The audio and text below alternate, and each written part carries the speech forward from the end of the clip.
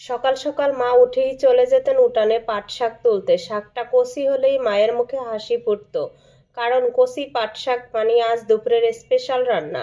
পাট শাকটা মা খুব যত্ন করে ধুয়ে নিতেন, তারপর কাঁচামরিচ আর রসুন দিয়ে হালকা ভেজে নিতেন, আর একপাশে পাতলা করে রান্না করতেন মসুরের ডাল।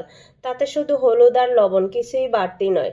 তখন বুঝতাম না এই সাধারণ খাবার রান্নার মাঝেই কি অসাধারণ শান্তি লুকিয়ে আছে। মা বলতেন, শাক আর ডাল যেভাবে মিশে যায়, তেমনি মানুষের মনও একসাথে মিশতে শিখতে হয়।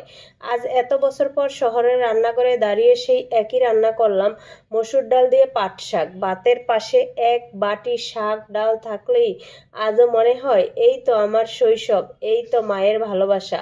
রান্নাটা যত না মুখরোচক, তার চেয়েও বেশি মন ভরানো। আর হ্যাঁ, পাট শাকে আয়রন আর ফাইবারে ভরপুর, আর মসুর ডাল প্রোটিনে দারুণ উৎস। নিয়মিত এই জুটিটা খেলে শরীরও সুস্থ থাকে।